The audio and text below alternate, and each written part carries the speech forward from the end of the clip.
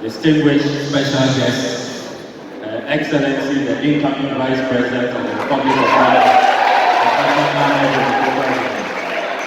my own mentor and mother, in whom I am always proud.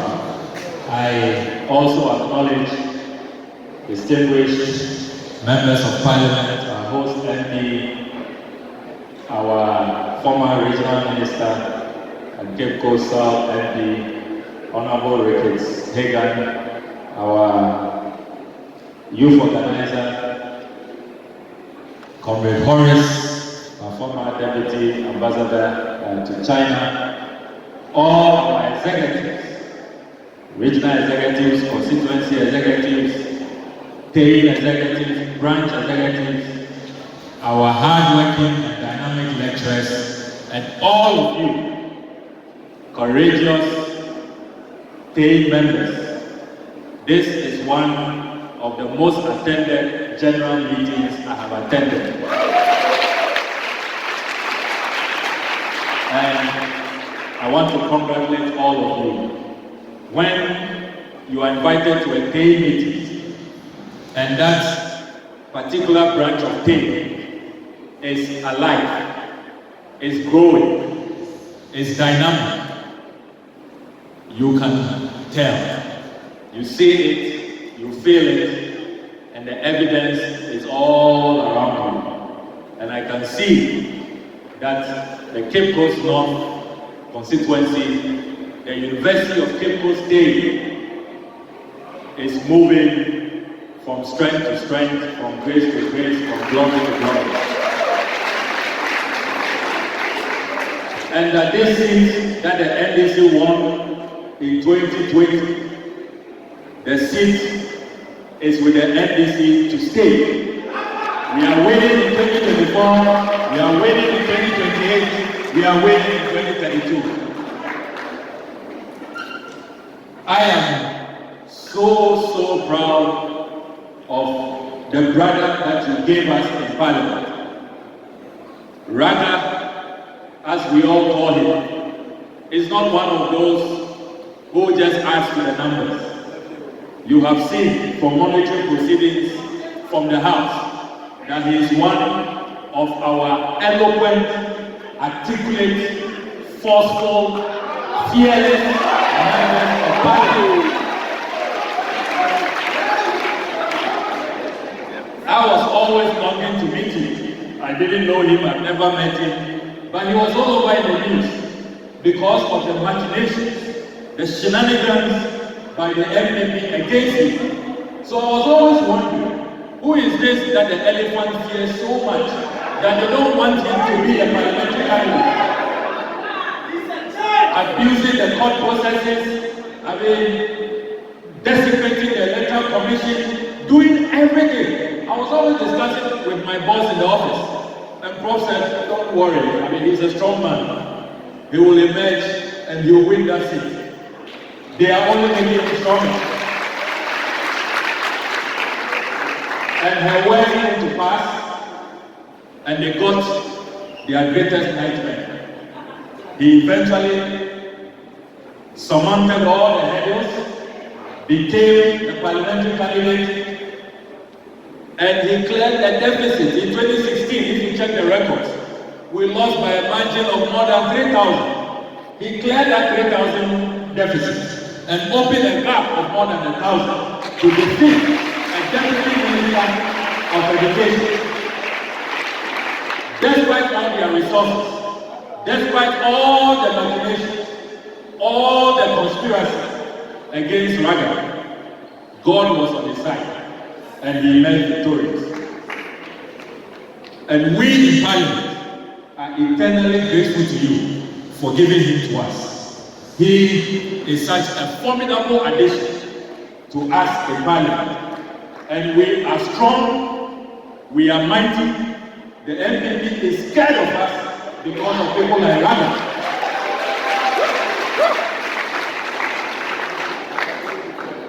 And you have seen that our strength in Parliament is growing even better by the day, by the weeks, and by the months. So we are very, very grateful to you. And I must also salute this institution. Having worked at the Ministry of Education before, I know how reputable the Times Higher Education rankings are. And for this university to emerge the best university in Ghana, the best university in West Africa, and the fourth best university in the whole of Africa. And that is not all. You also emerge the best university globally for research people. Now, that speaks to your pedigree. It speaks to your reputation. She has to come and consult for Legon, JUSC and others and teach our vice chancellors how they do it. So I want to celebrate you for that achievement.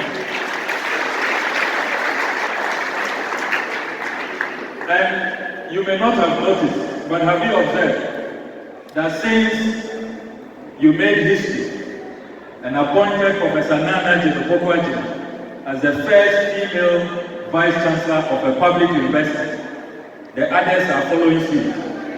After 10 years, KNUST has followed, the University of Ghana has followed, and it's because she did a great job as Vice Chancellor of the University of Cape Town. So there's a lot going for your university, and I'm very, very proud to be associated to your university. And that is why when I saw the paying UCC invitation, though I love to be in my constituency every weekend, I said all the other funerals can wait. We have done enough for Northcon every weekend. I must be at the University of Cape Coast today, and I'm really happy to be here. I intend to be very, very brief because our special guest is about to address us. The first assurance I want to give you is that all your 137 members of Parliament are intact, we are united, we are formidable, and we remain resolutely opposed to the E-LEVY.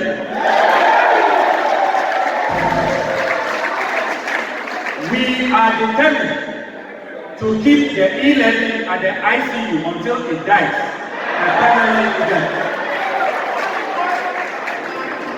Only yesterday, I heard the majority chief whip literally crying, not figuratively, crying about the discipline they are coming, how they can't get their numbers, how Honorable Okudzeto has held them to ransom. She must bow her head in shame, and she should leave Parliament, she should resign. He was crying like a baby, a spoiled child. All of that tears is because your MPs, the gallant 137, remain intact. That is why when a lot of people were so outraged at the Supreme Court decision that deputy speakers can vote, I was asking myself, and indeed I communicated this with a lot of friends, that really, why are you people angry? What does that judgment mean? As we speak, the NDC caucus in Parliament, we are the majority. Concretely, practically, we are the majority. So when we vote, we have our 137 intact. You can't find Ablakwah. She's not picking your calls. You don't know where she is, which part of the planet she is. You can't tell us. There is massive indiscipline in your ranks. And that indiscipline, those indisciplined MPs actually deserve a national award because they can see that their president, his programs are not good for this country. And they know that if they are seen boldly and openly backing their president to pass those obnoxious programs, the punitive and regressive E-LEVY, and all the other despicable agendas that they are bringing to that house, including the wholesale tax exemption, at the time you are chasing ordinary Congo users, ordinary traders, market women, doing abaye, lashing them that they haven't paid their tolls, and their taxes, and their levies, and their market bills. Giant conglomerates, international consortiums, big companies, who can pay, who can afford, you keep bringing tax exemptions to Parliament so that they get away with the taxes. I mean, what kind of governance is that? So, I am extremely proud of the Honorable Ablakwah and the others who have seen no hope in this Akufo-Addo government program and therefore are not showing up in Parliament. So we are the majority and we are not going to give them any opportunity for there to be some close business for which a deputy speaker's vote will mean anything. So please don't lose sleep at all about that Supreme Court decision and whether we are going to allow deputy speakers to vote and all of that. They won't even get the opportunity. As you have realized, they have soon discovered that that Supreme Court decision is an own goal. We are insisting that we are going to apply the decision to the latter. Previously, under Article 110 of the Constitution, which says that Parliament is a master of its own rules. We have some leeway, and we could, agree, both sides, gentleman's agreement, that even though the numbers are not there in the national interest, let's see how, we forge ahead together. The Supreme Court says that we are no longer masters of our own rules.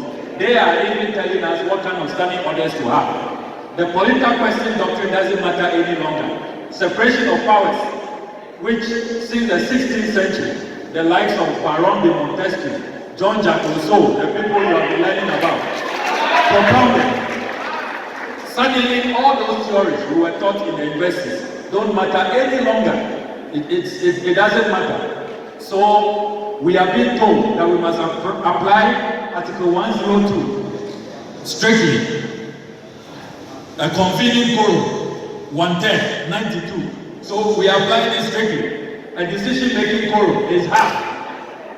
under Article 1041. That's what the Supreme Court says. So, apart from prayers, we have told them that because we are Christians, and we know that our pastors are watching us, our imams are watching.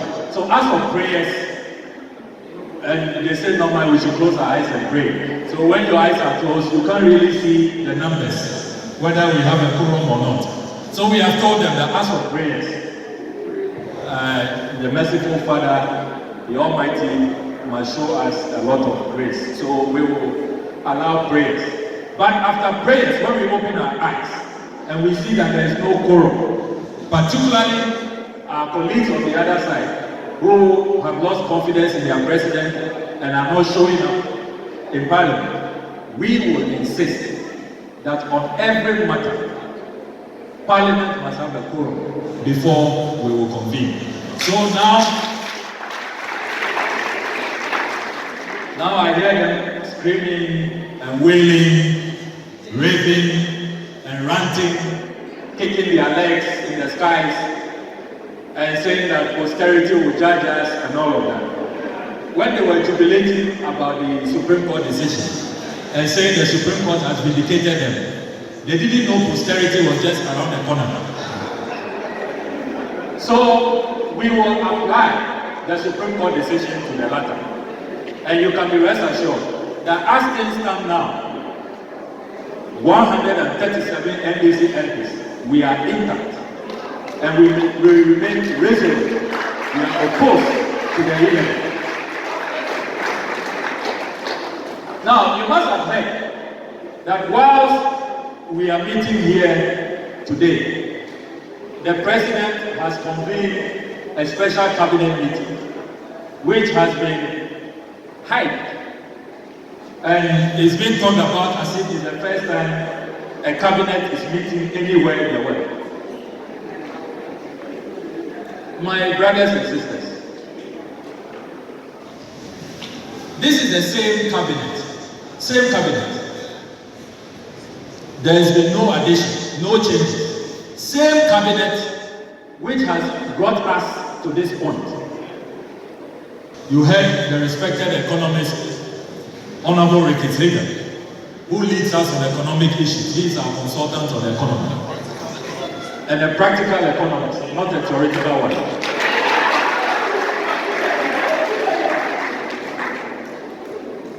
We are witnessing our lowest downgrade in history. Lowest downgrade in history.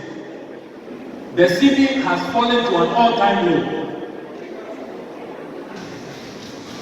A debt stock that we have never seen in the history of this country. Prices have skyrocketed. We never imagined that we'll buy petrol at the rate we are buying it. All of this has been brought upon us by this same cabinet. Then suddenly, they are telling us that let us have some hope that this same cabinet, this same Baumian economic management team, the solid team, which has become a sordid team, they are going to meet, and that we should expect something different. We should expect something new. That there is going to be a miracle because of that cabinet meeting at the DRC. I mean, what do these people take us for? What really do they take us for? So, nothing new is going to come out of that cabinet meeting. The only way that this country can have respite, the only way that this country can be rescued, the only way that the suffering masses can have salvation is for the nation builder, His Excellency John Dramani Mahama.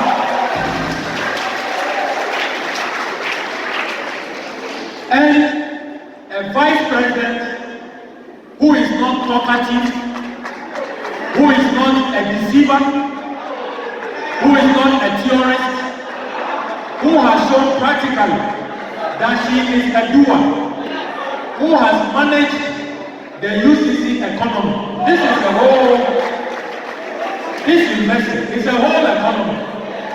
I have been a student leader before. I've attended council meetings. I have read academic board reports. It's a whole economy to take care of over 40,000 people. To ensure that you are able to generate, because government takes care of only tuition, really, paying the lecturers, but every other thing, the vision, the mission, putting together your projects, making sure that the various departments get grants, the researchers are working, and that you are also able to impact in your aligning communities, the communities that depend on the university.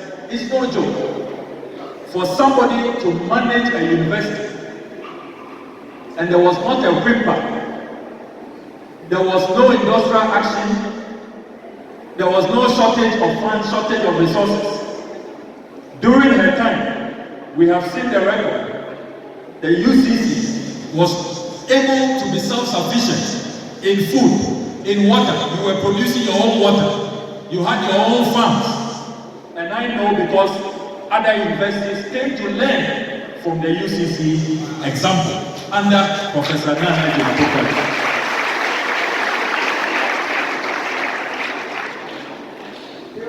And if our mothers in this country have taught us anything, we know. I was largely raised by my mother. My father was gallivanting in the United States of America. He knows. I always tell him that he was the daddy who was always away. May his soul rest in perfect peace. But all of us know that, the majority of us, and in my class, majority of us, but for our mothers who were managing the domestic economy, making sure that there was always enough for us to eat, for us to be clothed, for us to have as pocket money, and for our school fees to be paid. Where will we all be? Where will we be today? So, if ever this country needs a woman who will translate the kind of ingenuity, the kind of wisdom and dexterity that our mothers show in the various domestic settings, business settings, in our market settings, in a practical way to transform this economy.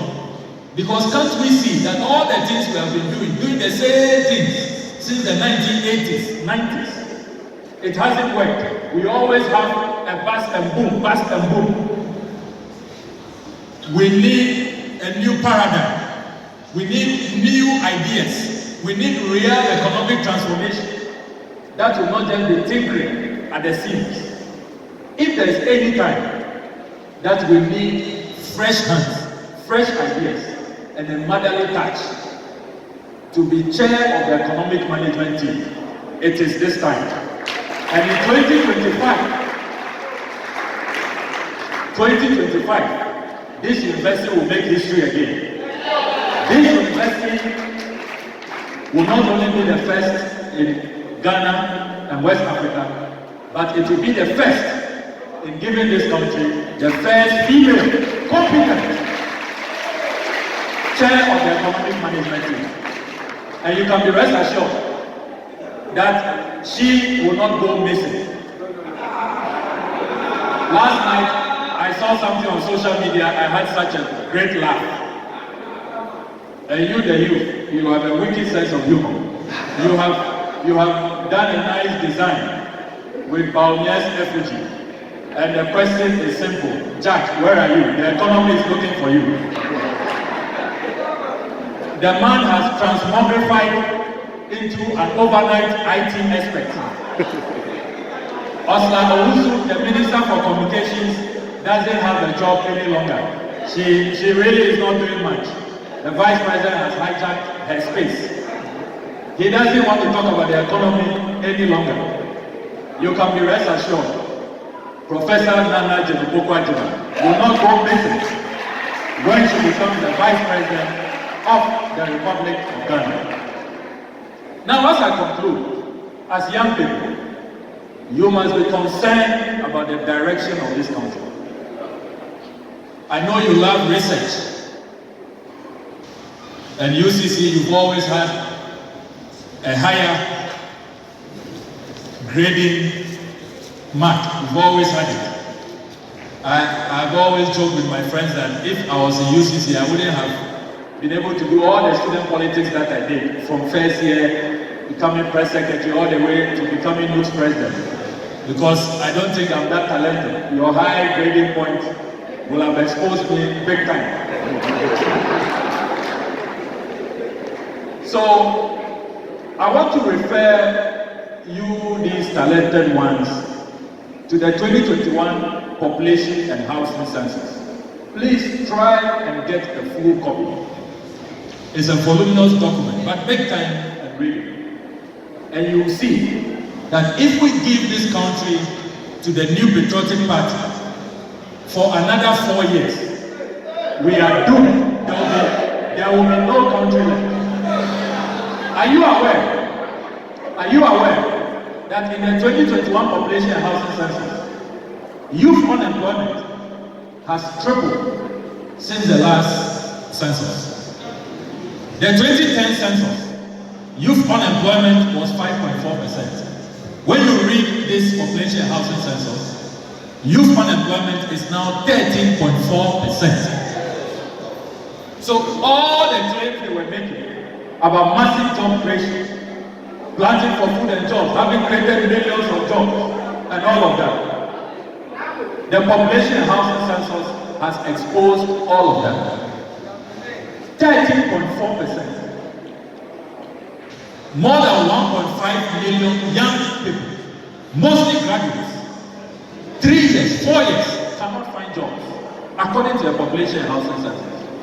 And what is worse, when the survey analyzed the age bracket between 15 and 24 years, unemployment worsens to 32.8%. Can you imagine? According to that report, and another World Bank report, which analyzes our situation, it says that underemployment is 50%. That is, those who are even just hanging on, pretending to be working, is 50%. Half of the youth. And it is the worst in sub-Saharan Africa.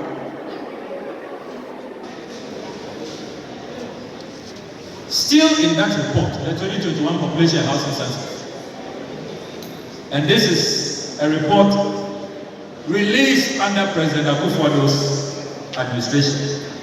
I'm sure if it was done by the indefatigable Professor Nana Ajila,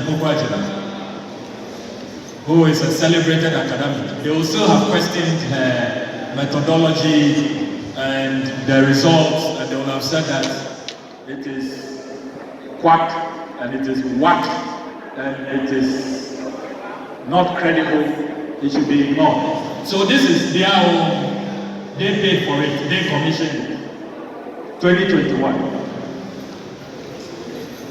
What is also heart-wrenching in that report, which I encourage all of you to read, is that from the last time they analyzed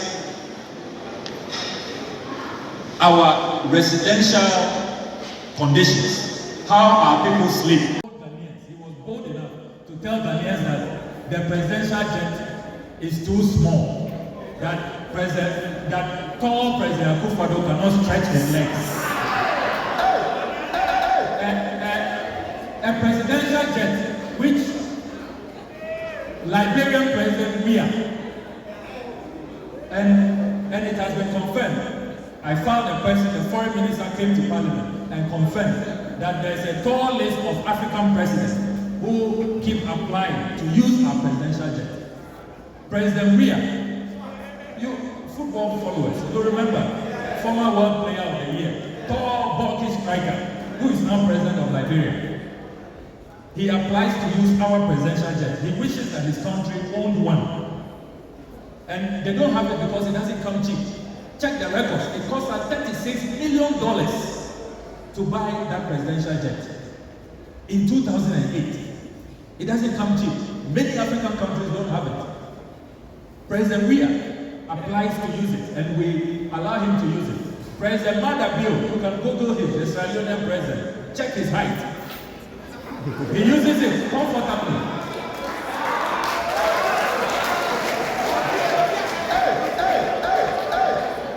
All these presidents are not complaining that they cannot stretch their legs, that they cannot relax, they cannot recline.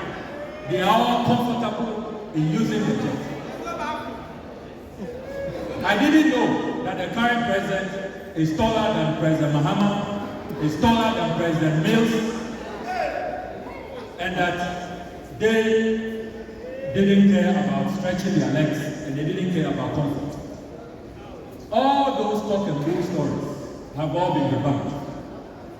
Are you aware that even the Americans, wealthy nation America,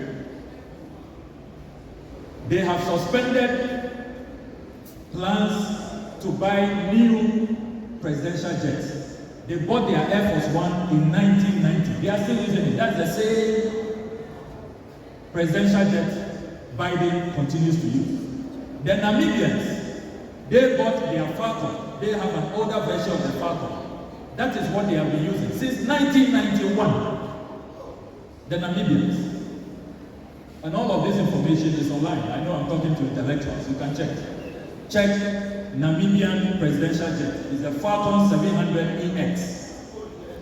1991 is when it arrived in Namibia. That is what the Namibian President Hage Geingob, that's his name. That is what he uses.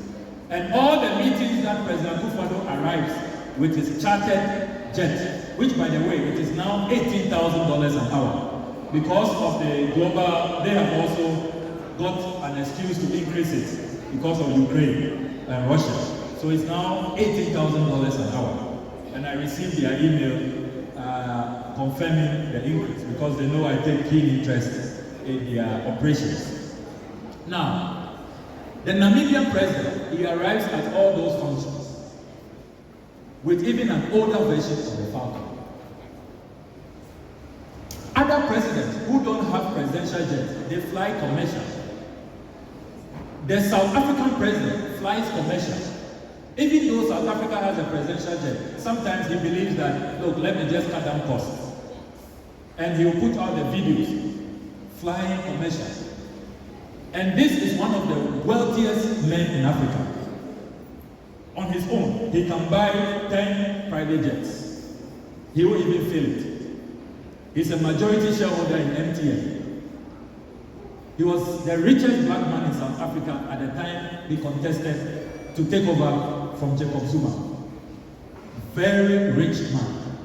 He flies commercial. The Tanzanian president flies commercial. Angela Merkel always flew commercial. Boris Johnson flies commercial. So when these world leaders see that you claim to be poor, you are even arriving to beg. I mean, can you imagine? I mean, see how proud we are in our misery and our poverty. We mismanage the economy back home. When we are coming to them to beg, we arrive in grander style than them. So I am not surprised that all the appeals that he made, first of all for debt cancellation, it was ignored. They didn't grant it. Then they said they wanted $100 billion. They came together, African finance ministers. It has been ignored because they don't see any prudence, any modesty, any frugality. They don't see it. So these are not people that we should leave the destiny of our country in their hands. There will be no future for you if you allow the NPP tradition, regardless of whoever emerges as a successor to Akufo-Addo. These are people who have no respect for the rule of law. Look at the other matter that we are pursuing this week. The Bulgarian embassy.